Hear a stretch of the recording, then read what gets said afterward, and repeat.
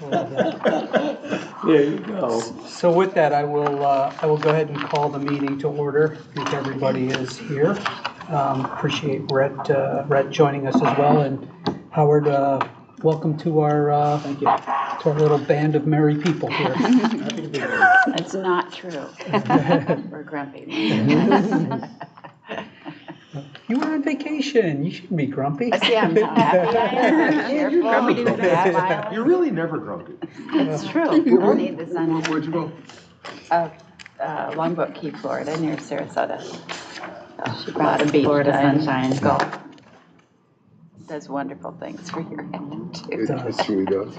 Not long Absolutely. enough. So our first order of business is to approve our minutes from our last meeting, which was on March 19th.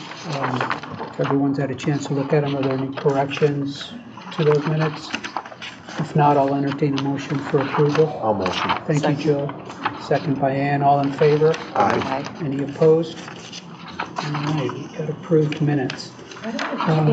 We don't, yeah, I was going to say, Oh, I know why. Because I used the last time agenda. Yeah, okay. we did think we might at one point, but. Okay. So we are here to discuss our housing policy. And,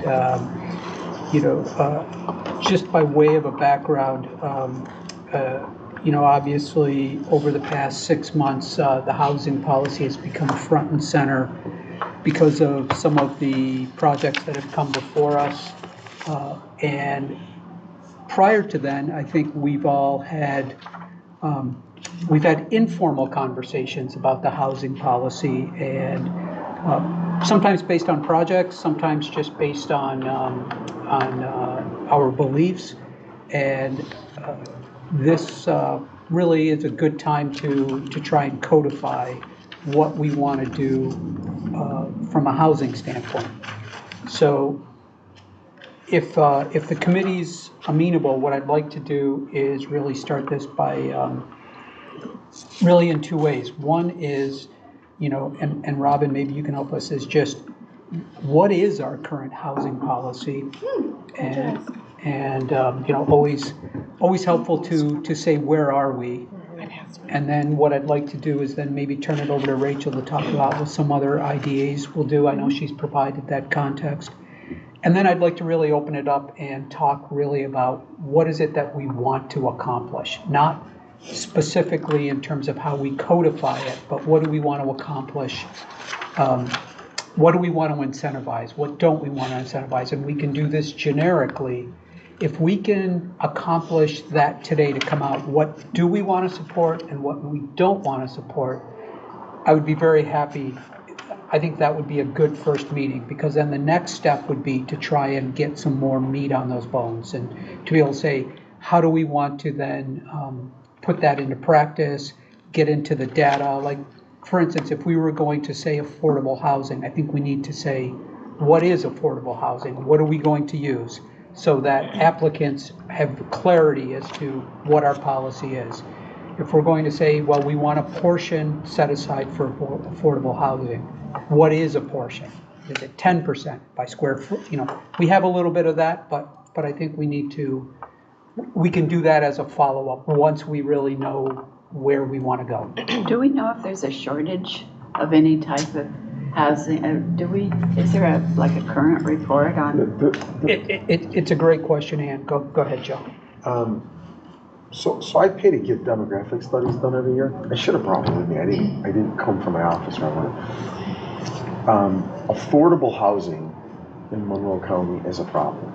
Affordable housing in any county is a problem. Not enough of it. Just not enough of it. And there's a reason for that, right? It's not as lucrative to landlords. It's more difficult to manage. That's the rub. So affordable housing is an issue.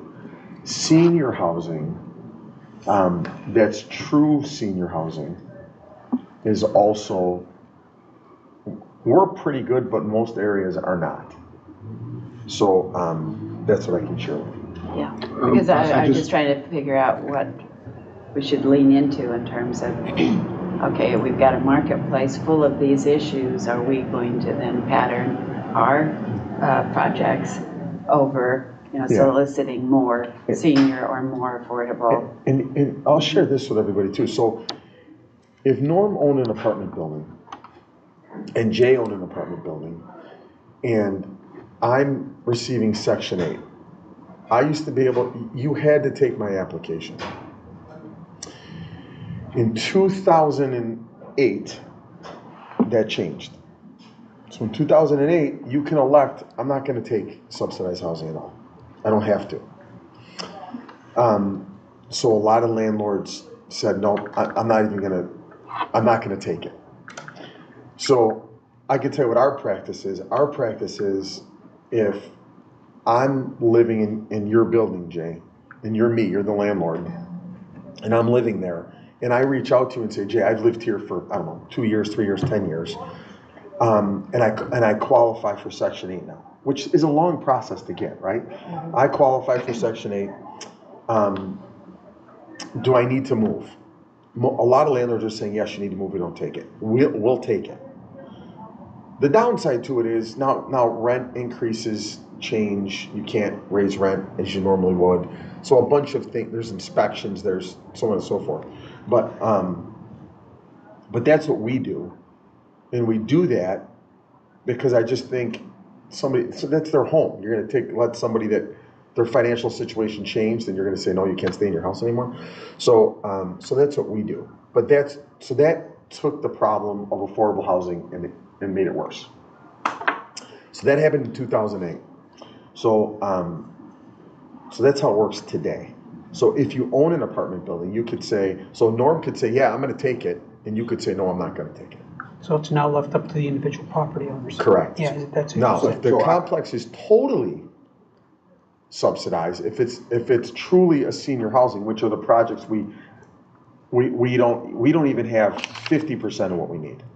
Senior or affordable, I'm talking about. We're the last study that I read, we're like 52% light of where we need to be for affordable housing. And truly, senior, we're flat. We're right. We're even where we need to be. Affordable. And then there's one other category, which I just put it all in affordable. There's affordable senior, which we're like 70% of the mark, right? So, truly subsidized housing is they only take Section 8, or they only take a certain financial demographic, and the rent reflects that. So that's truly subsidized. Another area that I'd like to bring up, just throwing a bunch of stuff out there in the beginning, is where are we in terms of housing units, apartment units? Or, is there more demand than we can satisfy at this point? How aggressive do we need to be at making sure that we're going after? The short answer to that is yes, and we can get data. And also the housing stock overall in Monroe County is older. And as you're all aware, in New York State, it's up to local towns and villages, the permitting process, planning and zoning, so there are a lot of factors here that the IDA doesn't have a role to play in. But yes, there's greater demand than there is supply. The stock is older. If we had more housing, then perhaps rents might go down across the board. There was an article in New York where there's a terrible shortage of apartments. So the government, or the state government, is working to come up with incentives to get more of them constructed and built to satisfy that demand. So that's a larger economic, bigger ecosystem, sure. So can I just interject into Jay's preface to start of what we're doing here?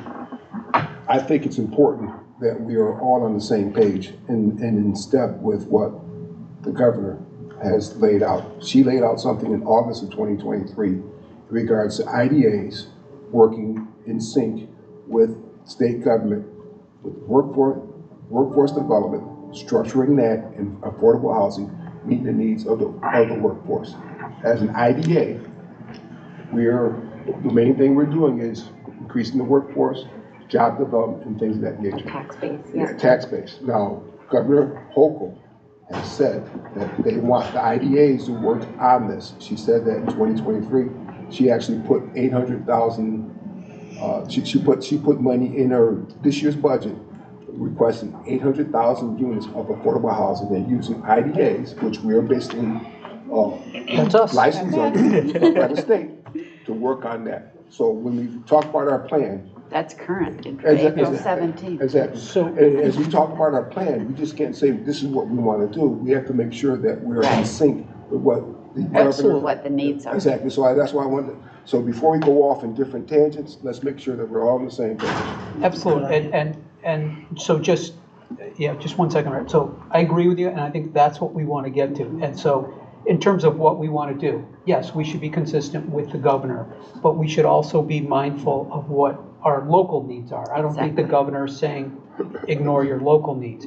And to your point, and I think one thing everyone should bear in mind is, I think moving forward, what we need to do is we do need to do we do need to have periodic studies, whether they be purchase industry studies, commission our own. Right. And I think those do need to occur on a regular basis to Sure. inform what we're doing. 100%.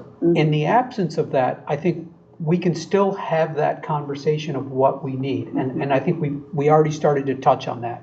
Affordable workforce housing. And then we can say, okay, where are the shortages? And where do we want to, how do we want to adjust based on the changing conditions that occur? What we can do, the private sector is the one that are going to basically respond to what we put out there. So this is a perfect private-public sector. We provide incentives where we believe there are shortages and there is not the economic incentive for people to fill that. And I think that's a real key here, is if there's economic incentive, the market will take care of itself. It's when the economic incentive is not there I thought it was, that we I have thought a it was rule. interesting, the material that Rachel, you provided, because a lot, and to see what the other IDAs are doing. And they are obviously tailoring their project grants and so on Of course, to their needs. to align with the needs of the broader economy. That's why we are all That's pretty here. impressive, and they're all different. All different. Yeah. That's why we're all here and we're all local folks, so that Right. we can take into account, like I said, what's needed at a statewide and a local level. And sorry, I know Rhett wants to say, So- chime in here, and then we'll. I want to agree with everything that's been said, but after listening to mostly you, Joe, I think we have a wonderful opportunity on this board to raise the bar for affordable housing, but there's got to be a fine line between folks that are willing to invest in rental property. We can't say it's got to be 50% affordable housing and nobody's going to want to do that work. So there's a very fine line, and we've talked about it, all of us. Do we stay at 10%? Do we go above that? And what are we talking about? Are we talking about affordable housing, true affordable Section 8 housing? Or are we talking about the middle market, which would be like a workforce housing level? And that's just a question I'm posing to the committee. So I think, great conversation. Have you got that all settled now? And this is really the meat of the conversation we want to have. I just want to put a pin in that, and if we can, Robin, if you can just let us, let's take stock of where we are now. And everybody should have a copy of the policy. With our policy, Yeah. yeah, so, but if we can just review that. And maybe as we're doing that, Jay, staff could point out some of the, I don't want to say issues, but like sticking points in the current policy where we're seeing a problem. Let's call them issues where it's come up. I want to mention one thing to you that I should have told you before. The reason we changed our policy in the company that I own was we had a lady, similar situation, apartments in Greece, on the city end of Greece. She lived there, I think, like 25 plus years. She got Section 8, right? So at that time, my operations manager said, oh, we don't take Section 8, we don't take subsidized, you're gonna have to move. So she calls me, and she said, look, I got a problem. The waiting list is like 3 years to get in a Section 8 housing development. I can't move. So I reached out to the Department of Housing, I reached out to the Section 8, there's an office that manages Section 8, and she was wrong. The waiting, it wasn't 3 years, it was almost 4 years for her to get in.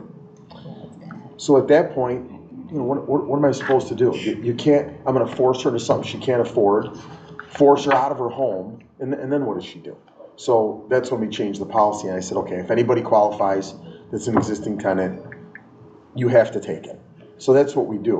But that just shows you how bad that lack of housing is, right? That's right, Joe, and we. So that's the problem. And the reason it's so bad, Jay, it's just not profitable. It's profitable, but it's not as profitable as what I call standard market housing. Yeah, no, and that is the perspective, and ultimately, yes, we don't want to depend on magnanimous gestures. We want to have it so that people are incentivized to 100%. To meet the needs of what the community is. But so we're thrilled that you provide the perspective you do. It's just incredibly valuable. Well, it's just reality, yeah. right? So continue. I didn't mean to interrupt you. I'm sorry. No worries. So Robin, if you could just say one more.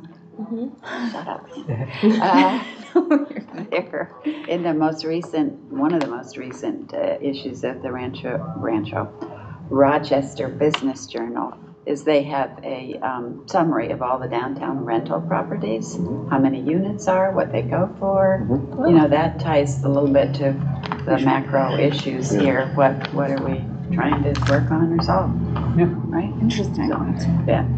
So let's start where we are, our existing policy and the sticking points with our existing policy. Robin, you want to take us through it, just so we're all on the same page.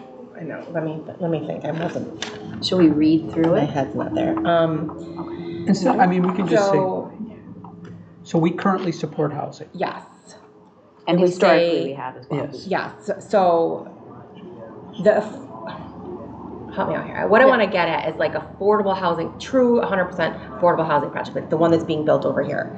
That's not an IDA project. They already worked everything out with the state. That's like. So our current policy is market rate housing of any kind is eligible for benefits, whether it's adaptive reuse, ground up construction, in any part of the county is fair game to provide benefits. We require a 10% set aside of the total square footage, residential square footage, including common area, be set aside as for market rate housing, and we don't define what market. We do not define market rate. You could charge whatever you feel the market can bear. Exactly. $1, $100,000. Yep.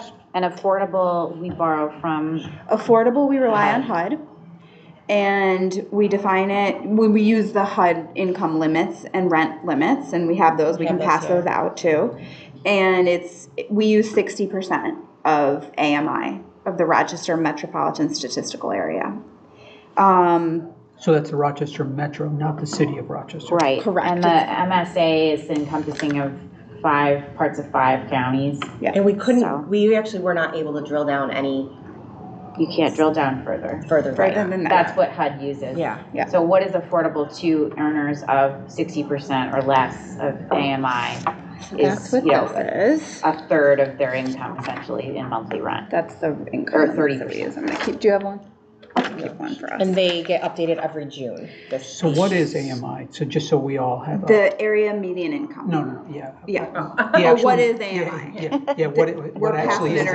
Yeah. Sorry, yep, I got it. There you go. The other thing before we move off our current policy, to dig into it, we do allow us, the board, to waive in the event of blight in highly distressed areas. We can talk about whether that's working for us.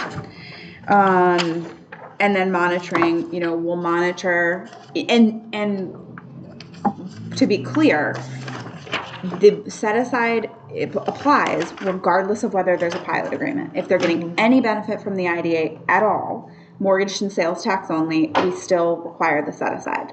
The trick there, or the tricky part there, is that the duration of a sales tax package is typically 2 years.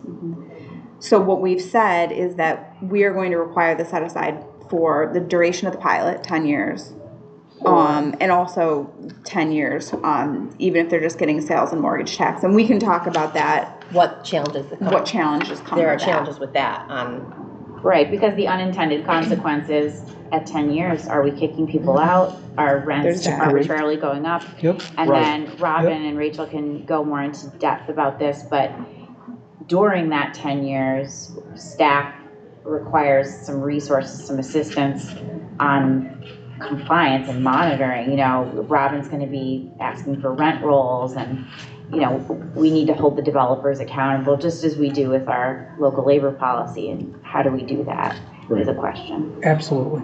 And keep in mind, the housing, you need it in perpetuity, you don't need it short term, right? So if somebody gives us a 10% piece, and in 10 years it goes away, that doesn't, Right. that's a Band-Aid, you know, so, but anyway. It's a Band-Aid, and it's also, there's a human factor here.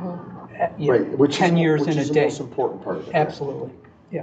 And then there's, which Rachel has mentioned, there's a whole other thing that is tenant law. Tenant land that. So what I have said in response, and I understand the concerns, but as you well know, there's a whole body of law for landlord and tenants, which Correct. is a complicated area of law that I won't pretend to know a thing about. We can certainly bring someone in to talk about it, that would provide protection for both the landlord and the tenant at the end of the 10 years. There is a body of law that provides recourse for both of those individuals. I think the other thing, and this is the kitchen sink, when we're talking about monitoring and we're talking about penalties for failure to comply, typically what the IDA is looking to do is recapture benefits. If you have a sales tax that's received, you know, in the first 2 years of a project, but we monitor for 10 years, and in year 8 there's non-compliance. There's no pilot agreement, but we had given sales and mortgage tax 8 years ago. What do? What are we recapturing, and where does it go? If we try to recapture mortgage recording tax and take it back to the county clerk, they won't take it. They can't enter it into their system. They're unable to take it. Good to Same know. with sales tax. How would we remit sales tax to the Yeah, state that's a problem. 8 years How later? would we manage it? So it's our ability to actually penalize. We have to be thoughtful about that too. And Yeah, what This is perfect. This is exactly what we want And to, rules without consequence is, aren't rules. but they're not Right. rules, it's a waste of time. Yeah, absolutely. And, okay, so that's really good to know. And we have distressed and adjacent to distressed, right? Yeah. So I think we left, I'm just looking at what we did. Okay, yeah. We defined our own highly distressed for the purpose of our policy. We weren't going to get into the business of adjacent and contiguous too. It must be in the highly distressed area based on census tract information. It must be in the block. We weren't going to allow the Adjacency. Yeah, like the the statute does. And just so, I know there's some people that are newer than me on the board, and partly because the adjacency opens up a whole swath of areas that no reasonable person would consider distressed. Correct. Potentially, yeah. Right. So, right. for instance, it would open up fairly wealthy areas of Brighton. And Yep. Parts of East Avenue. East, yes. The Reedman. Yeah, Yeah. so Yeah. we need to be mindful of that. And I think the Reedman property right on East Avenue is actually in a distressed area. So we also need to be mindful. But we didn't give them any benefits. We did. No, Reedman is on Pittsford. No, Reedman we did. Yeah, I'm talking about. I'm sorry, I'm thinking of 600 East Avenue, the building right there Yep. on the corner Oh, of yeah. East. I know what you're talking about, Alexander, yes, East yes. and Yeah. Goodman. Certainly in a Apologies. distressed area, but But, so we need to be mindful that even within distressed areas, there are pockets that are not distressed. correct. So, But the distress only comes into play when we're Waiving it. waiving it. right. Which, so that issue for staff is when we're talking to an applicant, I have no idea how to advise them on what 7 people are gonna say. Are they Right. gonna consider this blight? I don't know, it's a vacant building, sounds like blight to me, good luck to you. And Pittsburgh You know? Southside Properties really played that card because it had been a brownfield. It was vacant for a long time. I mean, based on their presentation, from where I sat, I was like, okay, I guess that sounds like blight. Yeah. But it was Village Pittsburgh, it was very complicated. Well, even So there's even no better black and white. examples that we have in the city that are vacant buildings and they're turning it into a mixed-use market rate, and I don't know what to tell them. Yeah. So I think one of the things I feel like we, from staff and a board, need to be comfortable with is there is no way we're going to be able to put together a policy that covers every situation that's going to come before COMIDA. Right. And I think we just need to be comfortable with that. And I think there's the letter and there's the spirit. So I think we need to be able to say to an applicant, to be able to say, okay, here's one that's not cut and dry. You need to make the case. The board is going to want to say, if you're on East Avenue, you got to convince them that this is a blighted area. If you can do that, it's there. And we should be comfortable saying, this is a gray area. We could say, hey, here's one that seems pretty cut and dry. You're likely to have a high probability of approval. Here's one that is a low probability, and here's one that's in the middle. Here will be the hot button issues. We need to put it back on the applicant. Explain why this is blighted. Explain why, and I'm going to be facetious, why when you're building something between two multi-million-dollar properties, that you need to convince that, okay, this is blighted. Yes, I would know that in between $2 million properties is not. Yeah. But you get what I'm Yeah, saying. I mean, there's going to be some areas where we can just say, hey, this is going to be a little bit questionable. Even Village Gate, right? If we take a look at what Stern's property in Village Gate, that's a questionable area. And I think one of the reasons we have people with local knowledge is, and why we see some of these things before the meeting, is so we have the opportunity to go drive the area, get ourselves knowledgeable. Go for a walk. Yeah. So we can be educated and say, hey, I walked that area. It doesn't feel like this is a blighted area to me. Or, you know what, I walked it, and yeah, I mean, one block over, and, I looked at the RDJ and see you know what? I see what's being charged in the building next door. That's clearly not blighted, or maybe it is. So I think we just need to be comfortable that there is no way we're going to be able to put together something that's going to cover all scenarios. If we can get to the point where it covers 80% of scenarios, a really high percentage, I think we'll be in good standing, because one thing we want to also not remove is the judgment of the board. I mean, we're here for if it was all cut and dry, we wouldn't need to be here. It would just be, it would be something that could be forwarded, so. And I think you'll see in the materials and here, some of the IDAs are providing some criteria that are not meant to be exhaustive lists of what the board is looking for. And we've talked about that in the past of these are the types of criteria that board is looking for. Even if you check every box, that doesn't mean that you're going to get benefits or this is not an exhaustive list, but at least it would provide staff and applicants an idea of what the board's evaluating when looking at housing. And keep in mind, if in the gray area, that's an art, it's not a science, right? Absolutely. Somebody comes in, we can all at that point make our own decision on what we think is appropriate and what we think is not appropriate. Yeah, So and Pittsford Canal Side Properties is a great example. I mean, that we had a portion of the board that voted for it, a portion of the board that voted against it, and that was the exact issue. Is okay. This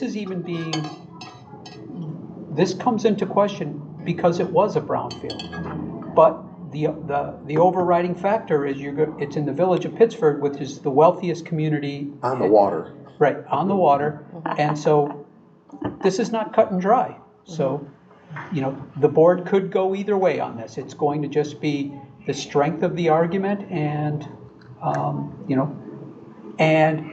but what we should be able to then be able to do is to provide the applicant, the more you can do to overcome some of the hurdles. Maybe it's not a 10%, maybe you come in with 20%, maybe, you come in, that will enhance your chances. No guarantees, but it will enhance your chances. So I like the idea of getting them involved as well, because really of what on we're them. trying to.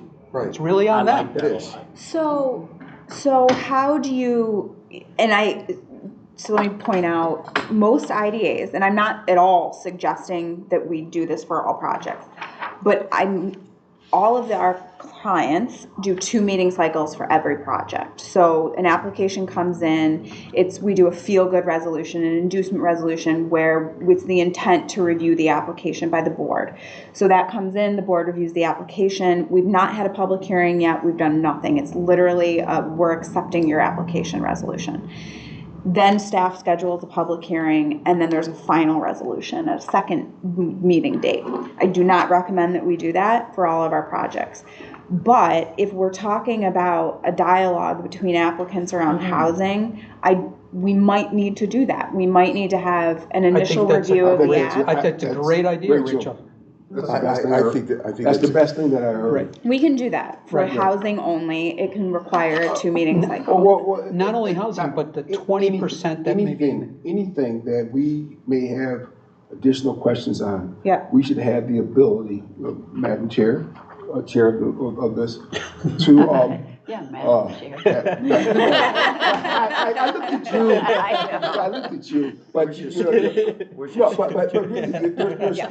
there's certain ones that I really wish I had more time. Yeah. And we had the chance to sit down, give them questions. Yeah. And then say, guess what? We're gonna have some questions. You have to come back the next time to approve it. And we can table any resolution Yeah. for additional information, whether it's housing or not. Housing, we can make an assumption Right. that we will require a 2 meeting cycle. Yep, and I think that's a great thing, and particularly, and we don't need to do it for all housing. I think we the need to city do it the housing, one for that would be. Yeah, I mean- And we can make that a game time decision right there at the board meeting. Right.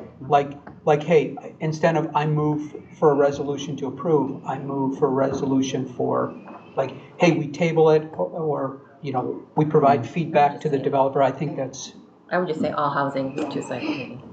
Unless it's like a Section 8 housing, like Andrews Terrace, Cedarwood. Oh, about Andrews city Terrace, council? we should have did 2 on Andrews Terrace, and that one on Sycamore. Yeah. We should have did 2 on those. Okay. Because there were definitely more questions on Sycamore Green. Yeah. And I reluctantly said, voted yes on it, Yeah. and they should have been questioned, and we should have did probably a little trip around that complex and say, guess what?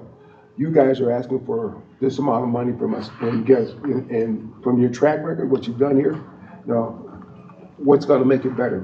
You're getting a huge lift by the taxpayers, and you're not meeting the needs of the Yeah, customers. and So- unfortunately, I that know project the is project did not move forward. totally stalled right now. It is? The state, and we can talk about that, the state made some changes at around the tax credits, and it stalled rehab projects all over the state. The county executive in Onondaga County is being particularly vocal about it, because it is very problematic for rehab projects. Usually I don't want to say rubber stamp, but usually if we get a request from the city, and I've forgotten what the city program is, but they'll recommend to us that this XYZ project should be, Are you talking about choice? Is it Choice? I've forgotten what it's called. City of Choice Rochester. is for sale, so we don't apply our housing incentive You have to policy live in the property. Yes, and they're for purchase, not for rent. That's true. Yes, And so that's a whole, That's a different category. that's a different housing conversation that we should probably have. What was the project that Dutch Summers had over here, or across the Plymouth street? Terrace, What was it? that's a choice That program. was a choice program? It is, And one of the first One of the that we first. did. And Capron Street, that one. but then they didn't meet, at the end, they didn't meet the actual So term? that was a separate. They, confused it even so more. part of that project ultimately became rental apartments because the commercial tenants they couldn't get commercial It tenants. was like in. you had the townhouses, and then the building where the post office is was a mixed-use building. Or actually, it was supposed to be all commercial. Yeah. And that was the problem, they couldn't get commercial Couldn't tenants, so get then they commercial tenants. turned it into apartment rentals, which then affected their job creation requirement. So we're gonna see these things, but We but can put you know you what? into a dizzy. Yeah, but Rachel, I think that point, I'm going to echo what Norm said. I think whether we do it for all housing or the controversial, I think the idea where we do have something, we do have a housing project or a controversial or a gray area housing project, that we do 2 meetings so we can provide feedback, we can be more thoughtful, do our research, I think is a great idea. And I think one we I would should- rather you say all housing projects or 2 site meetings instead of. I will Yeah. defer to you on that, Robin, if All that's housing easy. projects should Yeah. be 2 cycle meetings, Yeah. yes. That way we're not, It takes away, it takes staff out of that awkward position of having to. Negotiating and not knowing Right. what I'm to good tell with Not them. knowing what to tell them, right. You get The a feel other- for it. Yeah. The other thing that You guys we, getting awkward positions? You're being sarcastic, yes. I think it would be advisable to have the applicants in front of the board before we do a public hearing on housing as well. Because we sometimes get to the jurisdiction for the public hearing and there are concerns from the host Yep. municipality. I think we're Or seeing that on the, and we just saw it. So it would be helpful to have had the conversation so that we're more prepared. And then we have the public hearing and final. That would eliminate the ability to provide benefits at the first meeting because we will have not had the public hearing. Question, can we implement this immediately, or does this require a change in our policies? It's immediate because we do not, as a written policy, provide 1 meeting cycles to applicants. It's just the way that we've done business for years, so there Okay. would be no change. We would just start telling housing applicants that you have to come to it's a 2-month meeting, so you gotta come to the April meeting, then you need to come back to the May meeting. If we're ready for you in May. You may not get back until right, June. you're not guaranteed. Depending on how Yeah. long it takes us to work through issues that we've discovered at the initial meeting. Unless there's any objection, it sounds like there was a pretty good consensus around the room. I recommend we implement that immediately. Yes. Anyone? I completely agree. Yeah. I completely agree. All right. So since we don't need To Robin's resolutions point, or why any put you in board that approval. situation? Yep. So you need full board approval. Well, your work's done, that was perfect. That was- You accomplished a lot already. There you go. Make it as part of the There you go. resolution. All right. Yeah. Any questions, any more discussions about our current housing policy? The one thing, at least I would like to bring up, is we have seen a number of properties, or several applicants come through and say something to the effect of, affordable doesn't work. I can't make We the hear finances that. We work. hear that a lot. And we have stuck to our guns and basically said, okay, go forth and prosper, to paraphrase my hero, Spock here. And invariably, every one of them have come back within an extremely short time period. Right. Going, yeah, it works. Yeah, say, hey, we've sharpened our pencil, and Yeah. lo and behold, I think we can make amazing it how that work. works. Right. We could invest in Funny a you lie should smile detector about that, machine. Joe. Hook people up to some wires.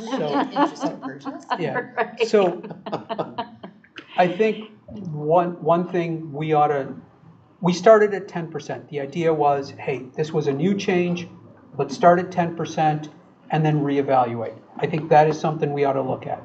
In the article that Anna had sent, Erie County was, I think, at 20%, and they were still getting applicants through. So I think we should, something for us to consider. But the 10%, at least for what we've seen, has been a pretty low threshold. And then Joe, can we talk about, you have inside baseball Yeah. on these things. We don't get to see their financials. We just get to Yeah. hear them articulate their financials. I could say this to you. So, the rub for me is if everybody in this room, we're gonna all develop something, right? Norm's gonna build a strip plaza, you're gonna do apartments, so on and so forth. Those projects should, and you've heard me talk about this before, it should raise the tax base, lower the effective tax rate, right? That's the best thing development does. The next best thing development does, so now it makes living in that area more affordable. So when someone comes to me and says, hey, Joe, I want to sell you this apartment building, and there's a pilot, you don't have to pay property taxes for the next 8 years, because they've owned it too. You don't have to pay property taxes for the next 8 years, which makes his cap rate, at today's interest rate, instead of an 8 cap, he's selling it at a 6 cap. So that guy puts a couple $1 million in his pocket. The project goes on, the developer buys it, he feeds the bottom line, and so to me, and you could disagree, and again, I'm giving you my humble opinion and respectfully, so take it in the, please take it the way it's given. And in my opinion, the taxpayers suffer for it because your property taxes go up. These projects are very lucrative. All of them are very lucrative. You do not need to take a property off the tax rolls. You can make your 10 to 20%, wherever you fall in that window, day one, 10 to 20%. Forget day 10, 10 years down the road when the debt's paid down. You can make 10 to 20% on it and pay your property taxes.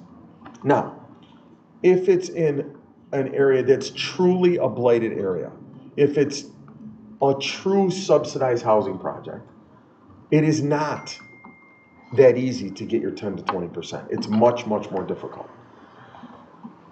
Those developers need to be incentivized. Yeah.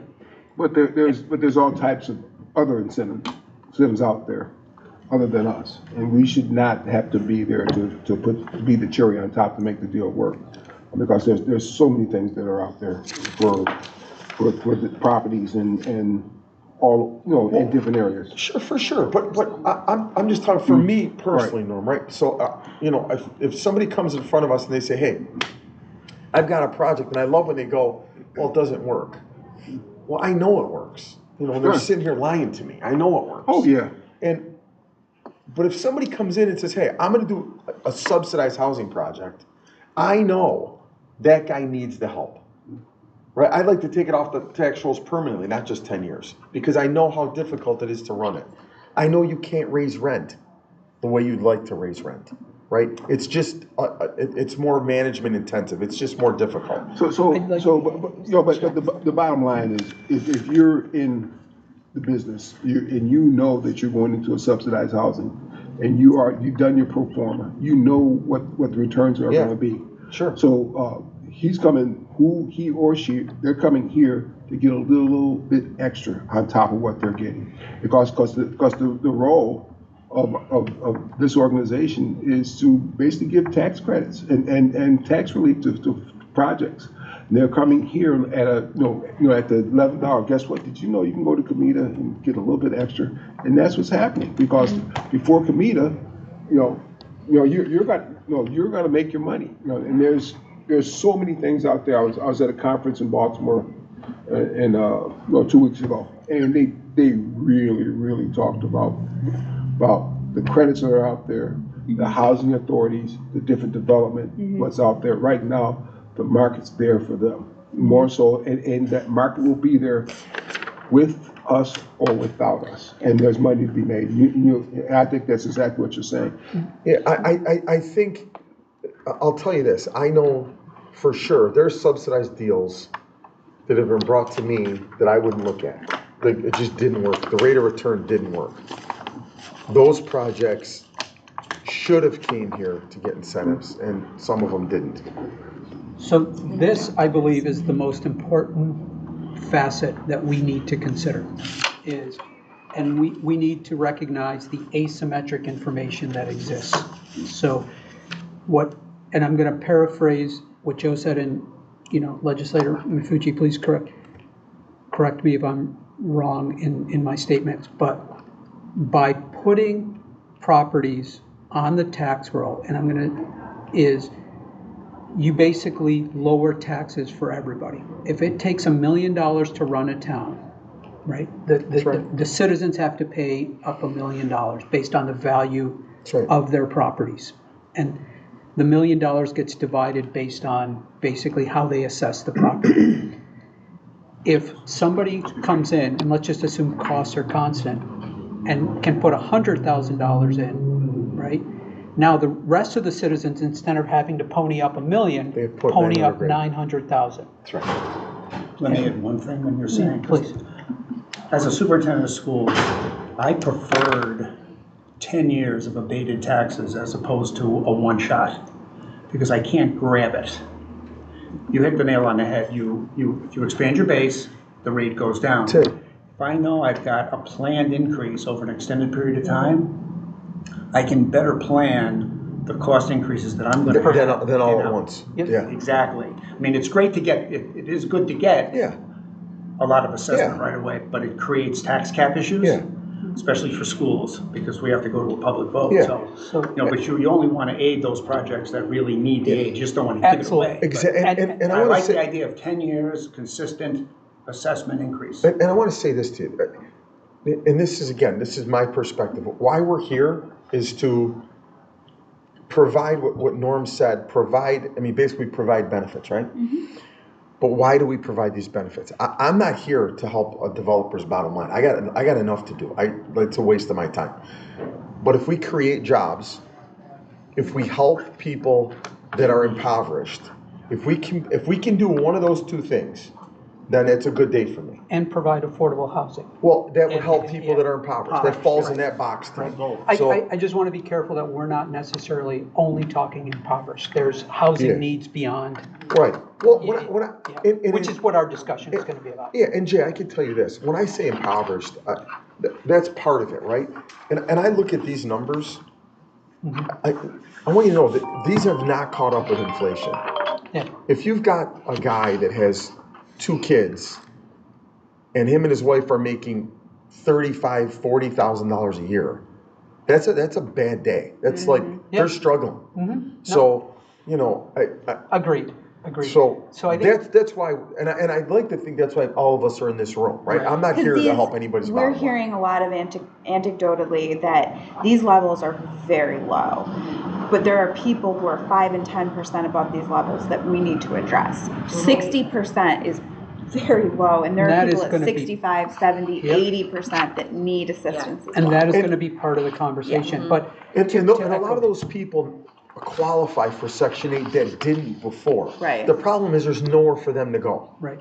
And to echoes Joe's point, as a shameless capitalist, if you give me a break, I am not lowering the price of my product if the market will bear more. So if I can charge $4,000 a month in rent, if I get a tax break, I'm not going to all of a sudden say, hey, I'm going to charge $3,800. No, I'm still going to charge $4,000. And that's just whether it comes to, and a perfect way to see this is if look at the newspapers, look at places like the Reserve, look at places like Charlotte Square. They will advertise that your taxes are low for X number of years. Right. And that's why you should be able to pay a higher selling price. So now, if that higher selling price is needed in order to get the project built, that's one thing. That's right. But if it's made to just pad someone's bottom line, different story. So this is, I think, a very fundamental part of the conversation that we should all really internalize, because it goes to the essence of what we want to incentivize and where we just want to let the market run. When an applicant comes in, it's like, hey, you're a capitalist. Go forth. Right. If we've got a community that has an abundance of people that can afford $4,000 a month in rent, fantastic. We're all happy, right? We want to help the ones among us that can't afford something. So I was just gonna say, getting back to what the other IDAs are doing, taking the town of Amherst, for example. Yes. They are only approving those requests, those projects that mirror or, are adopted in their housing policy. So for market rate senior housing, for example. Which county? Amherst, the town of Amherst. Town of Amherst. Just before we get there, I just wanted to close the loop and say, any other discussion points on? Can I just summarize on, what I think we need to change? On our current policy, because we're going to get there in a minute. Okay. So it sounds like we need to look at the percentage. Yep. I think staff wants to talk about it being a unit base percentage versus square feet and and we tell people it needs to be a representative cross-section of the units. Okay, So the square footage gets a little confusing. okay. But the intent there was to make sure it was a representative cross-section, which we make sure it is. Right, and I think that's why we went to square footage, is if somebody had, Yes. 100 units, and We we weren't wanted gonna 10%, we didn't want all 10%. 10 studios. Studios, Right. correct. But we won't allow that anyway. Correct. So, So I think representative sample is fine. yep, If and they- we'll change yep. that language. We'll talk about waiving. I think we want to move the affordable definition to be between 60 and 80%. That's pretty market. I think 60 is very Well, low and we miss some people. I mean, I think some of the work, that's what we need to have. Workforce housing, Workforce housing goes up to so the 110. term workforce housing, this is for people who earn too much to qualify for traditional affordable housing subsidies, right? And workforce, we're all about creating opportunities for our workforce. Think about people who are earning $20 an hour working at the Amazon facility that we incentivized in Gates. What rents are affordable to those individuals? And the way that some other jurisdictions define workforce housing relative to affordable housing is that it's households earning incomes between 80 and 120% of AMI. Yeah. So And I that's think on expanding the scope is a good Yep. idea. Yeah, so I think let's put a pin in affordable workforce. Affordable We'll come- workforce but- market. But I think as far as things we can do immediately, the square foot versus a unit, Okay. I don't, Yeah. any objections to just going by unit as long as it's representative, Not at all. so. I'm sorry, So, Rachel, keep going, did you have? So what, square foot versus unit? So the reason we didn't do units is we didn't want someone with 100 units coming in and saying, okay, I'm gonna do all 10 studios. We're gonna rely on staff to basically say, you need to do a representative sample, cross-section of your units. So it should end up at, but square footage, I guess executionally gets very difficult. It does, but you can also have someone say, oh, well, 10, I have 100 units, 10% would be 10. But if you're talking about square footage, you could meet the square footage by selecting all studios.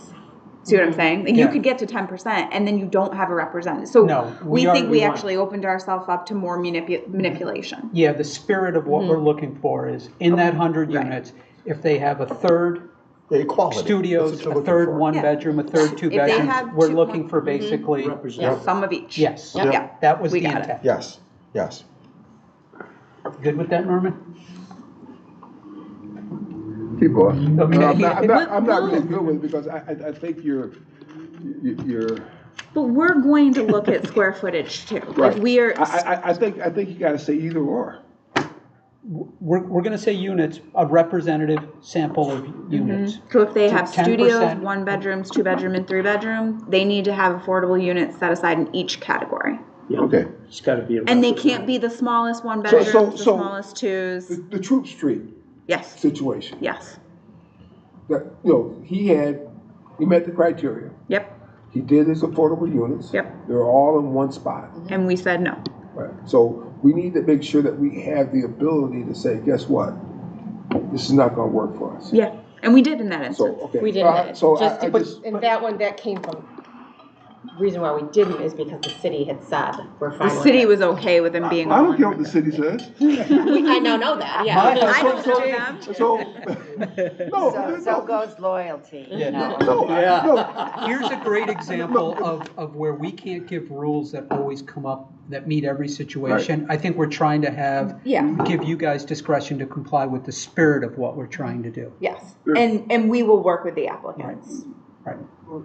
Oh, Okay. for the record, I ran DES. Remember, that's coming from another department. Yeah. Oh, yeah, there you go. Actually, no, and that. you know that. You should jump right in. And then I think the only other thing As we need much to as you talk tease about. me over the years, anytime I can. I do think we should expand our definition of affordable to be 60 to 80. I think it should be higher. Or, You know what? Workforce to be Let's- 80 to 120. Let's put a pin in that, but yeah, I think that's a discussion point. That's And to piggyback on what Anna was saying about workforce, I think, you know, they should get extra, I don't know if they're gonna give extra credit or more consideration if it's tied to an existing COMIDA project, you know, so some of those housing development. If it's It might be within- tough to if establish it's that within nexus, but proxi- it's a good point. If there's somehow that you can establish that, they say, guess what? We're doing this because we see that there's, you know, Amazon is coming to you and saying, guess what? Our workers, They need places to they live. need places to stay. They're coming from different parts of the area, and some people are traveling miles. And the reason why they're traveling so far is because they can't afford to live within this proximity. So, if that's that should be something that, I think the market will, what will happen there, if we get this right, what will happen is we will attract people because they'll say there's housing here. For sure, and keep in mind too, the older apartment complexes get, as they age, they become more affordable, right? The newer ones, the prices are higher. The stuff that was built in the 60s and 70s, still very good, still great. If you get a good landlord that takes care of it, it's perfect. But you're not going to get full market for them. It just like organically that happens on its own. Right. So you said we have a lot of aging housing in Monroe County. That works that plays into the workforce because you can't get the same. I don't care where it is. I don't care what, you can put it in Penfield. You're not going to get the same money in something that was built last year as you will something that was built in '69. You're just not going to. I think if we commissioned a housing study, it would take an assessment of older, but still in good quality rental, multifamily developments. And there's a lot of it. You'd be surprised. That would be considered workforce housing. Right, of course. There's a lot of it. I'm just thinking about those individuals who are having a really hard time finding a place to live because they're priced out of the Section 8 and other programs. And we were just out in Chilai, and they told us that what'd she say? Single family house in Chilai is you can't get one under 200. I want to say, isn't that what she said? Yep. Was it 200? really? Out in Chilai, you cannot. Chilai? Yes. Yeah. And what are the property taxes on that house? Put that in too. Now the mortgage at 7%, and now put the property taxes in. Which is another mortgage payment. Yeah. Where are you going? Right. So there's a whole group of people, even people that just graduated from college, they get out with their first, they can't afford housing. Yeah, it's crazy. And I think that's, let's call that round two. Yeah, We wanna right, no, yeah. Because otherwise, I'm just acutely focused on making sure we come out of this accomplished. I was back to the work that Rachel did for us in looking at the other IDAs. I was really impressed by how much they lean into the macro issues of their local economies. Yeah. They either need more market rate housing or they need more senior housing. And it has to be able to be in compliance with whatever those macroeconomic objectives are for the community. And it speaks to, I think what we've talked about, Anna just brought it up, you brought it up earlier, is I think for us to make informed policies and adjustments, we need to have a regular study commissioned, which we will get to. I know there's a lot here, but that should inform what we do going forward. I would think so. In the absence of that, I think we should take a first stab at what we feel is appropriate. We can commission a study and then make regular adjustments going forward. That's right. But I don't think. We should have that data just every year. Agreed. Whether it's every year, every other, whatever, periodically. But I don't think that should stop us from doing what we feel is right. And then we can always make adjustments. But just going forward. Yeah. So is 10% the right number, I think is something we should talk about. And I'll just throw this idea out. I participated in the Erie County has a policy committee, acts as but Erie County is a huge board. They've got like 20 IDA board members, very different than we're organized. They were talking about, they haven't implemented it yet, doing 10% when the units are at a certain threshold, like 100 and below would be 10%. If you have more than 100 units, they talk about a higher percentage, 15 to 20. So if you wanted to look at the percentage in that way, you may want to consider it being tiered based on the size of the complex. And I think it's a very good consideration I think we should have. But once again, I think we want to start with what do we want to do? Yeah. So Rachel, I want to give you and Robin a chance. Any other comments, and then also the board, any other comments, anecdotal, anything you've read about our current policy and, Well, right after you do what you're doing, I can update you on what's going on in the legislature, okay, Oh, that'd be because great. there is a task force that could be formed. that'd be great. Anything we can, And but, I'll let you know what's going yeah. on. I think the only other question that I have, at least, and I'll let Robin ask, is do you still want the ability to waive the set aside? Or are we saying, like, you need to include, so for example, the city puts a 20% set aside on any housing projects that talks to them. And it doesn't When matter. did that if it's happen? unsafe. Because that was never the case. It's been probably the last year or so, 2 years. So it's interesting because that has not always been the case. I No, think it's we led on Definition that of the set initially. aside. Yeah, they hadn't been, but now they're 20% doing that. affordable, So I think it's the same value, I but just it's up to wonder if, 60%. and I think we've had this or conversation 80% before. AMI. If it is in a truly blighted area, the rents are going to reflect that. So I don't know that we need to waive our requirements if it's in a blighted area. Or we make it very clear that the intent of that was for the city, Right. not to be arguing blight in a suburb. Yeah. I would be very, You can also just keep it that you waive it at your discretion, and it doesn't have to be based on blight. It can just be at the board's discretion. and I'm fine with that, and I think that is something we should use rarely. Well, very rarely, I agree. I agree. Yeah, I don't, So I would be open to making that basically at the board's discretion, because there may be a whole host of factors that come into that, but it is something we should communicate is rarely used. That Yes. there has to be a very compelling argument. And I want to come back to something Norm brought up in the case of Pittsford Canal Side Properties, is yes, there are other incentives available. Like they talked about how much money they spent cleaning up that job site.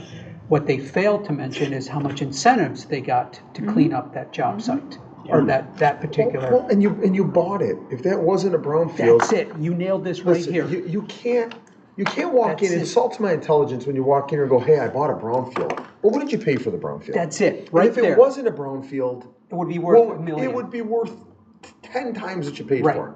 and you That's paid just- $50,000. That it completely That insults my price intelligence. reflected all of that effort that you had to do.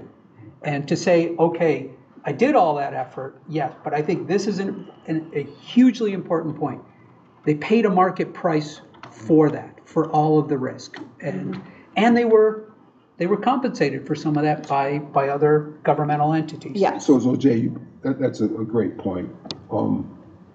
And I've dealt with so many brownfields in my previous position. But I think when, as part of the policy, we have to somehow put sustainability or a sustainable component within that. So if a company comes in and says, we're gonna do this, and it's gonna be a green facility, it's gonna do this, this, and this, and meets some of those goals that's laid out in the county's master plan in regards to sustainability, does that give us the ability to say, guess what, this makes this cuts the mustard and it gets a certain amount of credit. Like a LEED certification or something? A LEED certification, a green certification, a certain sustainability components, like they're purchasing materials local, that's part of the LEED requirement. So something along those names. So if I may, I mean, and just a little bit of liberty, if I want to make sure I'm interpreting what you're saying correctly. I think what you're recommending is we factor in some of these other things. Like what sticks in my mind, and I was just unaware of this, is when the folks from Buckingham came to talk about Westfall Road and basically saying, we don't have enough power to develop this site. So if people are coming in and making more efficient use of power, you're recommending we at least factor that into our decision making. Yep. And Is that? yes, and, Okay. and they're coming in with material, Right. the reusing the whole something. process, Right. and that's And I think that's, as they're putting forth their narrative, yeah. Right, So. right. Which is why the 2 cycle. the 2 cycle. Yeah. Yep. Yeah. Okay. Mhm. Robin, I think, Rachel, did you have anything else? I don't think so. Is there anything on the housing policy that's giving us heartburn on a regular basis? Just, Yeah, we'll I get know, to that's a whole other. compliances, yeah. I guess at the heading, could we say that it's the policy? Because right now, It just Yeah. says incentives. And I think we should just say, this is our policy. I mean, right? So if you call it a policy, Yes.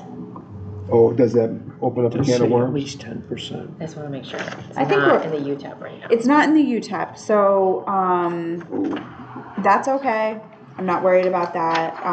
It's still providing the same. These are still eligible for jobs plus pilot agreements, which are in our UTEP, so Yeah. we're okay. Okay. All right. I wouldn't want to embed this in the UTEP anyway. Okay. Okay.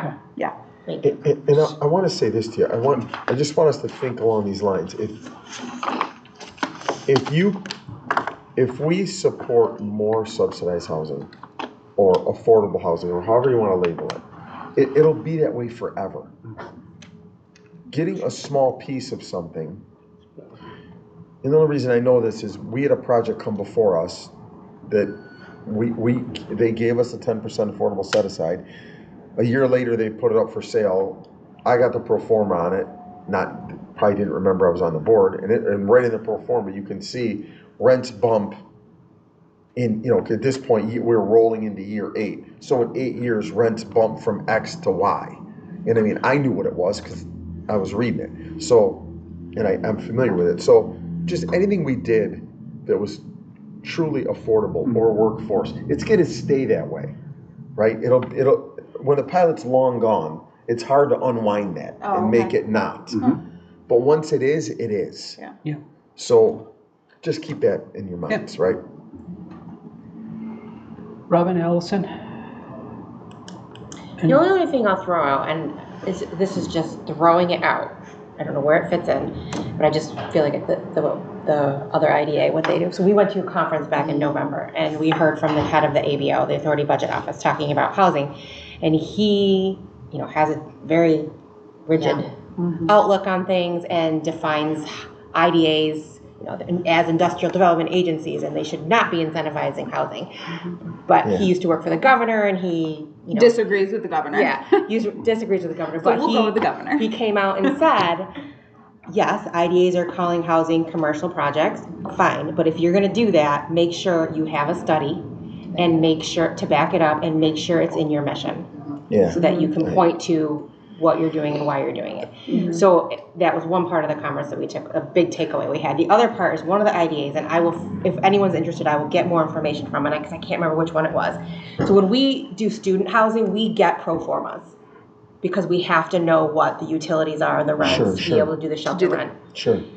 So this one IDA said for all housing, all market rate housing, they get a pro forma from everyone, and they take a look, and they're really only looking at the loan. I think it was the loan, It's the cap rate that Joe's the loan to talking about. value, Yeah. and if it was above, Above a I'm just certain throwing it amount. out, 50%, nope, you don't qualify. If it's below, okay, we'll talk to you. My only concern about doing that is I can change numbers really easily. I have the information, and I can manipulate things to get under that. Yes. And I can do it.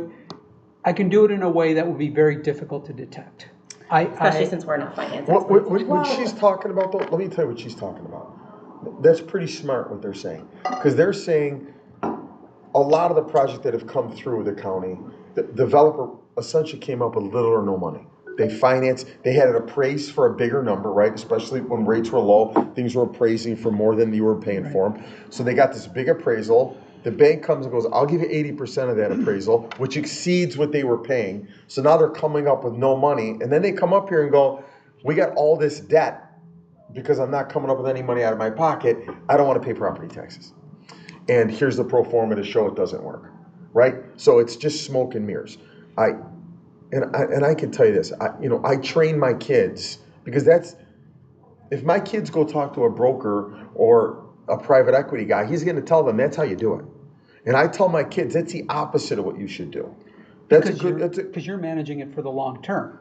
Listen, I'm in it for the long haul. Yeah, very, very different. If you're going to get in it and flip it, you can do that. But even that's dangerous, Jay. You take a turn in the economy, that'll choke you to death.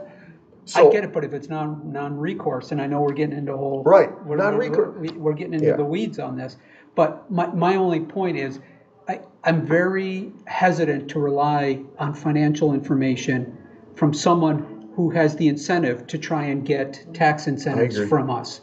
So let us just be very, very careful. I think that if we about ever that. did that, and here's another thing I'll add. Some IDAs, you know how Allison and Robin run the cost benefit analysis, and they've taken the time to learn and get the expertise to do that. A lot of IDAs outsource that process, and it's very expensive, and they require the applicants to pay for it. Yeah. I don't suggest we do that. It's very expensive. I think we'll see a downturn in our projects. I also think For it's housing, we could turn pro formas over to an expert to review. I still if we think want. it'll be of marginal utility. And, just one anecdotal story, because finance and business people can make numbers say whatever you want. Mark Twain said what?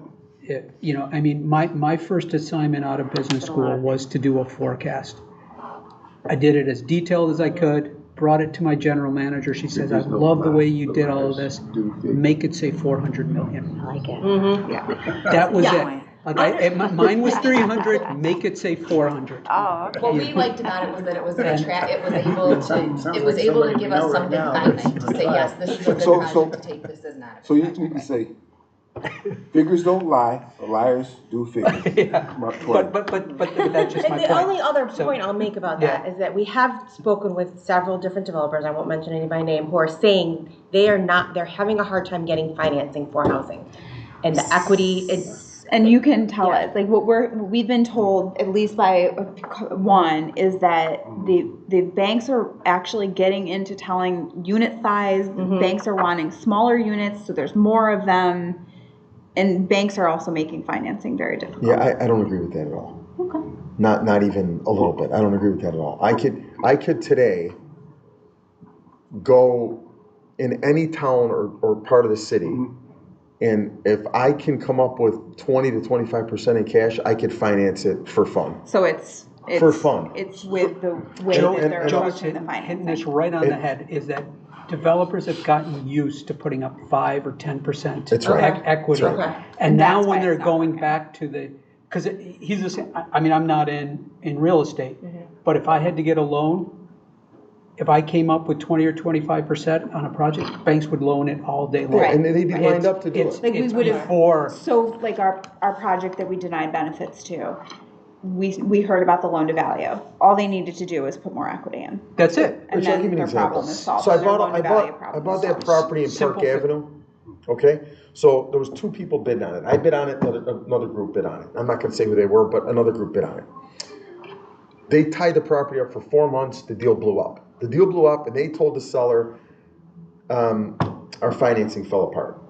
So he called me, we put a deal together. I had it financed in 3 days. Because they were looking to borrow 95%. I mean, come on, like, in banks, listen, in this economy, banks are tightening their belt, When the Fed fund rate was at a half, they'd go, oh, okay, maybe you'll make it. Yeah. But you got a Fed fund rate that's 5.50, you're borrowing money north of 7, and you think you're gonna finance 95% of something? Right. It just doesn't work. And we're going to continue to hear Doesn't that. work. And I think one thing we should probably recognize, time will tell, but it's quite possible that the last 5 to 10 years of low interest rates were the anomaly, not Well, The norm. I can tell you this. Yeah. I'm no economist, but I can tell you, I don't think our norm is 0 to 3. Right. Our norm is probably It's right here. 3.5. That's our norm. There's our norm, but the Fed. I'm talking Fed fund rate. Yeah. I think the Fed fund rate somewhere is between 3.5 and 4.5 is where it's going to sit. I don't know if we'll see 0 again in our lifetime. If we see 0, something has gone terribly wrong. That was 2008. Yeah. That's when we seen 0. So- And so- we'll never see, you're right, you'll never see it But again. look, that 0 hung around for 14 years. It had to. It kept things going because we were in such dire straits with the credit default swaps and the impact on. It was from the great financial crisis through COVID. Yeah. For sure, yeah, Yeah, it for was- sure. it And I was- think, it and I was- think, and I think they could have pulled back. I mean, that's a whole other discussion. I think they could have pulled back maybe 4 years before COVID, Yeah. and we would have been fine. It could have made some incremental steps. Yeah, you yeah, know, but yeah. but everyone was doing great, and everything was going great, and then all of a sudden COVID hit, and Yeah. that changed a lot of different things. So And I want to tell you this too, and Robin, because you're going to talk to people. Some developers are going to say to you, "Well, I can't get it appraised." So appraisers, what they used to do is Jay to be developing something, he gave me a pro forma, and a pro forma is smoke and mirrors, just like you said, it's a bunch of garbage. So the appraiser would, and his hope is that it appraises more than he's paying for it. So then a bunch of banks got defaulted, and they would go, okay, Rachel, Mrs. Appraiser, you can't do that anymore. You have to do a true appraiser. Now you're going, now what am I gonna do? So now you go, Jay, what are you paying for it?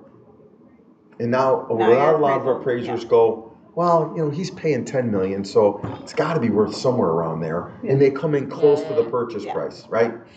Which, that's something new in the last year and a half. It never used to be that way. But I agree with those people that you went to see. I think we really have no business doing housing other than truly subsidized housing, affordable housing in areas that's affordable just because of where it is. Senior. And senior, but not just any senior. Senior is Affordable very, very, senior. affordable senior is a big problem. People that are, you know, either working class or just a little below working class, impoverished, that aren't ready for a nursing home, those people are stuck. Like, that's a bad spot. So what about affordable tied to projects or workforce? I think you let the free market system work itself out, because there's plenty of old apartments that are at that price point, and that's where those and you're gonna make, if you do too much incentivizing, You're gonna jack up prices and you're gonna keep it's bad exactly right. landlords in place. And not only that, now you make those older apartments less desirable, where if you keep your hands off of it, those older apartments, there's a whole demographic that goes to those apartments, and that landlord can afford to keep them up, he can afford to keep them full, and it keeps it going. There's a case study in Seattle where they did affordable, they tied it to workforce. And not only did it stabilize an area that was considered blighted for Seattle, but once it was completed, the actual rents went up. And the people who were working didn't have to make 50-minute commutes every day, but they lived right in the downtown. There's this organization that I have it in my notes, that we may want to be part of, just to get some of their information and sign up to, because they are really housing experts from a national standpoint. And If you could forward that to. I will. Yeah, that'd be great. That would be great. So I know, I mean, it's been some really good discussion, but I'm trying to do my best to keep us moving forward here. If there's nothing else, what I would recommend is let's take a 5-10 minute break, grab some lunch, and then we can finish up by going through what other IDAs are doing and just. Jake, I have to head out. Okay. Bless you. God bless you. God bless you. Thank So you. I had an hour and a half slated. Do we want to just take 5 minutes and Yeah, or let's- I can just give you like an introduction. You can look at the information, and then I think we're going to convene again soon. Yeah. So what I did is this was a before very Joe, yeah. quick cursory review. I went to the counties that surround us, counties that I thought would be helpful. Some that Harris Beach represents, some that we do not. To give you an idea, like Ann said, they are very specifically tailored to the needs of their community. Particularly, you take a look at Genesee County. I know that they did a housing study that has informed their policy. While they're one county away, they're in a very different situation with housing than we are in Monroe County. Sure. They will incentivize any market rate because they really, really need it. Right. So you'll see that. The town of Amherst is interesting because there's Erie County IDA, and then there are 4 or 5 town IDAs. They all came together and have one UTEP that they share, and so they can work together. And then you don't have IDAs undercutting other IDAs, which happens in another downstate county. Amherst, so the Erie County IDA itself is not participating in a lot of housing, because they're mainly focused on the city, frankly, because they're town IDAs. So Amherst, for instance, I pulled them because you can see they're doing adaptive reuse, senior, and mixed if consistent with the town comp plan. And they do a nice job listing the criteria they're looking for. Very nice. And Amherst is a very affluent. It is. town. It is in the full town. Yeah, the Sorry. town supervisor sits on the Erie County Board. He was very helpful. He spoke a lot about what they're trying to do to redevelop malls, which is a very tricky thing. We're seeing it ourselves on And what they're what doing. I found with malls. interesting with the Erie County is the county exec there is adamant against housing. Yes. That article you Mm-hmm. didn't mince his words. He did not. And he sits on the IDA board. Different makeup. I think the rest you can kind of take a look through and see what they're incentivizing. We talked briefly about Genesee County and what they're doing. Niagara County, interesting setup that they have, that, you know, they separate market and senior. They look at the evaluation criteria, which I think is a great attribute to have. And then I'm going to jump to, I think Ontario is interesting to look at too. Some different percentages that they use. And then Onondaga does a great job. It's the last page. Robin, I think, pulled this. I think that's new. That's where Micron, yeah, that is, Yeah. because Micron's coming into town, they have a huge need for housing. And we, you know, when you think, like Anna said, when you think about the projects that we've incentivized, Amazon, Thinking Fairlife, about Fairlife. and- Life Cycle, yeah, to, exactly. you know, the, hopefully Where that'll are get back people on gonna Where are track. they gonna live? Right. Where are these Right. people gonna live? And Onondaga County is being forced to look at that with Micron. And they have some, I think, some really good information on workforce housing that we should look at as well. One Thank you. comment that was brought up at a recent New York State conference that we all attended, there was a presentation from Harris Beach about IDAs and housing, and I think it was somebody from Steuben County that mentioned, you know, Yeah. site selectors come to your town, or project owners are looking at your town to invest, you know, in creating jobs, and when they're looking around, they are looking at, like, where are my workers going to be able to live? And if you have an older housing stock, if you have, you know, if you have greater demand that, you know, outpaces supply, sometimes project owners can, you know, look the other way. We're lucky that Fairlife and Coca-Cola wanted to invest so much in our community, and I think they're expecting that, you know, the housing supply is adequate. But if we want to continue to attract big projects like that. And Steuben County has some very creative Oh, no, I think that's a things great that point. they've done to Yeah. increase their housing stock. Yeah, and I Some think rent you're, to own programs. and I think your point is a fantastic one. The more affordable housing we have, the more likely that's going to be attractive for other projects like that. There's a skill set, obviously, you know, but Yeah. there's also. Because there's no reason this community shouldn't be able to get a Micron if we have, I think, workforce housing. I think affordable housing won't do it to You land combine those it with kind the of skill- projects. Workforce Yeah. housing. But I think Market workforce rate. housing. And it's will. middle income housing, Yeah. right? It's not luxury. Right. And if you look at these income levels, I mean, could you imagine running a 5-person household and earning $102,000 a year? And, like, would you be able to afford to buy a house that would accommodate, you know, 5 people? And that's technically 100% of median income. So even people that are earning median income are technically, based on market dynamics, going to have a really hard time finding a place to live in this community. I think there is momentum for the work. And Anna, here's the other problem. A family, if you have 3 kids, Yeah. there are no 3-bedroom apartments. They're an anomaly. Yeah. And the Department of Housing says, I can't, if I rent to you and you have 3 kids, depending on the age of the kid, you can only put 2 in a room. Yeah. And that's it. And then I think it's 5 years old or 6 years old. Then after that, the Department of Housing says, I can't rent to you. What? Yeah. It's crazy. Yeah. Given, you know, I mean, we're coming up on the time where Joe's got to leave. Does everybody have their calendars? I'd like to schedule our next meeting if we can do that. I know that's,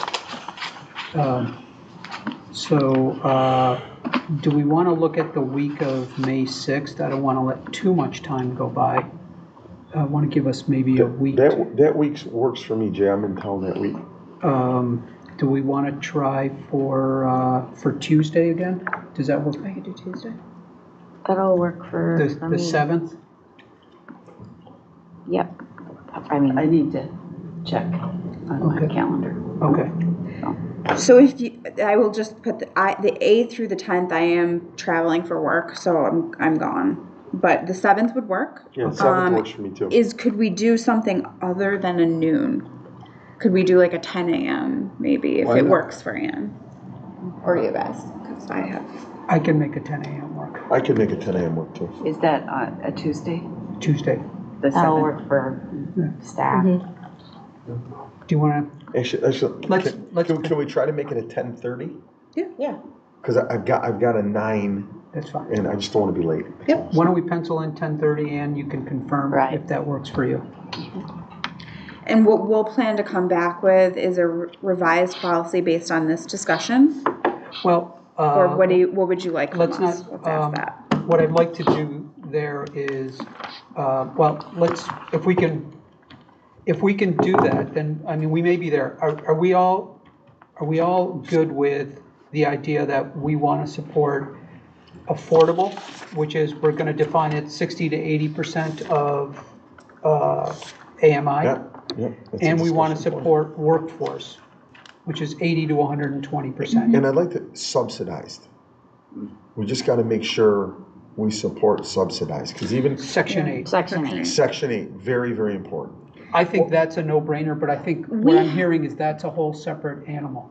It is. So so Andrews Terrace, Cedarwood, what came before Keeler Park, those are projects that not only do we provide pilot sales tax mortgage, we also provide the financing through tax exempt bonds. Sure. And so that's the tool. I think that It's this, usually state We regulations. keep that. yeah, those are state I think that regulated has to be units. separate. This, I just want to make sure that those projects have all our support. Yeah, all of our support. yeah. Anything subsidized. We just is- need the state to Yeah. participate with us right now, and we'll have that conversation another That's a time. no-brainer. The other thing is, and it might be good just to have you guys take a crack at it and we, at least throw something out for discussion purposes. I certainly think that the 10% number that we've been doing on affordable is low. I think we can go up to 20 or 25% there. I think we're seeing that in other places. I do agree with you. Yeah, I agree 10 isn't enough. I don't think 20 is enough either, but We can have that discussion Yep. next, Yep. Well, next and it could be or more, right. like And we then, have 10%. if that's the affordable side, what do we do for workforce? Obviously, workforce directionally should be higher, right? So if I'm a developer and, if I'm gonna do, in lieu of doing 20%, and these are, I'm not looking for answers, but for people to walk away with things to think about. Let's say we settle on 20% affordable. Should we say, hey, you can do 20% affordable, or you can do 40% workforce? Because workforce is gonna support higher rents, right? I mean, or what if somebody wants to do an entire workforce housing complex? And are we locked into 10-year pilots, or can we go longer than that? We can go longer. It would require us to, for now, since our current UTAP doesn't contain a pilot agreement longer than 10 years, if it's just a standard project, which these all are, then we would have to deviate from our UTAP, and that's fine. There's a Okay. process for deviation. We use it. All right, Joe, Genesee County is, they're very They do a aggressive in longer- market rate high right, and housing. that was where, So we could learn from That's somebody it. that's already. And absolutely. then future, long-term, we could talk about a specific housing. In our UTAP, like a 15-year Yeah. pilot that has, I would say, I think if you do 10% affordable and 10 to 15% workforce into a market rate, you're at a very good place as far as So that's a meeting total market of needs. 25, yeah, I mean, so that could be mixed. I think some of the things to think about, but I'd also like to think about incentivizing an entire complex of workforce housing, Yes, because I think there Yeah. is a tremendous we need can- out And, there. and I don't think, market. I don't agree that 10% is enough affordable on any project. I just don't. Yeah. And I mean, if you want to add workforce, and keep in mind, workforce, depending on where it's built, is market. well, That's maybe what they're we're only participating in workforce Genesee housing County. So with it an de- affordable It subsidy. depends on where it is, right? Well, So I workforce, I mean, you build housing, I can tell you this, if you own an apartment complex in Gates today, just because of how the demographic is with banks, that's workforce housing. You're not gonna get market. As a matter of fact, you cross the river there's a few spots that, you know what I mean? It's tough to not call it workforce housing. Really? You know what, and those are, I think, the numbers we need to take a look at. I mean, we have it right here, right? Yep. I mean, so if we were looking at workforce housing, here's things for people to think about, right? We'd be looking at, for a one person, we'd be looking at 80 to 120% is 53 to, you know, if my math is correct, 78,000. 78,000 for a one person is starting to get up there. So Right. so I think we Right. need to, those, Right. we'll actually put these numbers down and take a look and see whether they Right. make sense. How do people live? Well, I know. that's the big question right now with how expensive everything is. Yeah, and Yeah. it's It's- groceries, Not just about gas. housing, right? Yeah, and I think, this is just my opinion, I think we're in recessionary territory. I don't agree that we're not.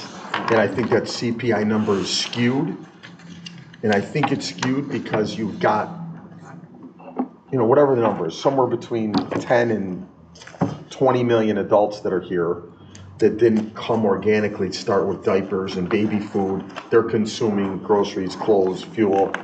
So I think the CPI number's sideways, and I'm starting to see cracks in the economy. We're seeing defaults in retail that I haven't seen, you know, prior to 18. Really? Commercial housing. We're seeing restaurant defaults, beauty salons, which I've never seen in my career default. I've seen, you know, we're seeing apartments left with everybody's stuff in it. I haven't seen that since 2008. So we're seeing cracks in the economy. The bubble. And keep in mind, my portfolio is really 40% of it is multifamily. The rest of it is retail and office. And I'm seeing cracks in the economy that I have not seen in years.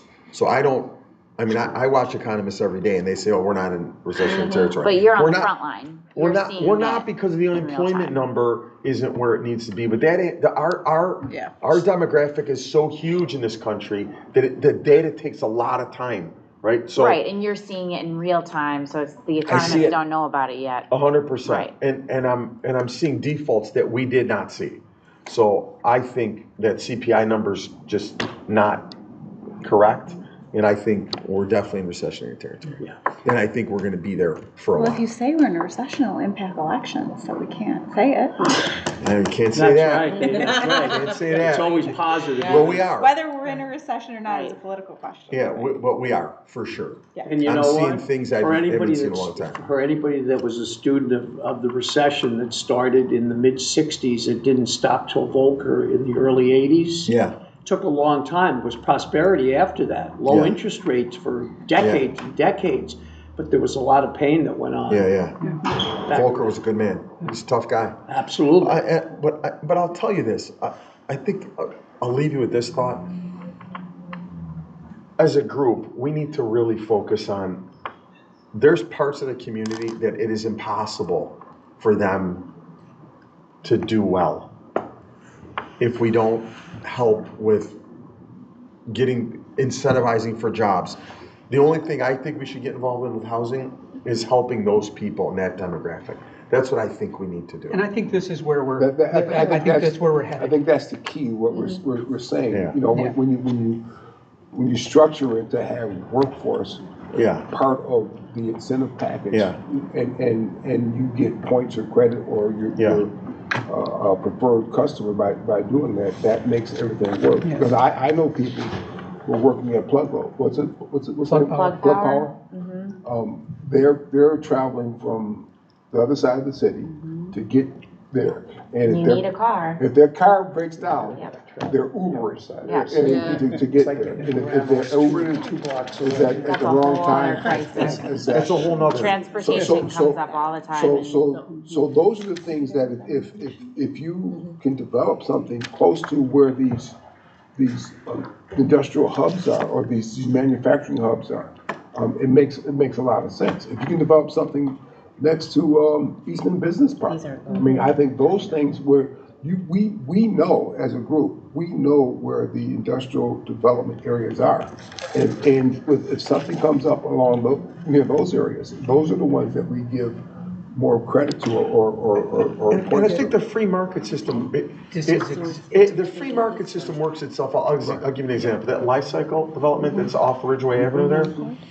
So there, you know, I own some apartments on Ridgeway Avenue. There's someone else building a huge complex on Ridgeway for that reason. Like that's what the free market system should do. This is But that's work, absolute. that'll be workforce housing. It'll be profitable for them. It's great they're doing it.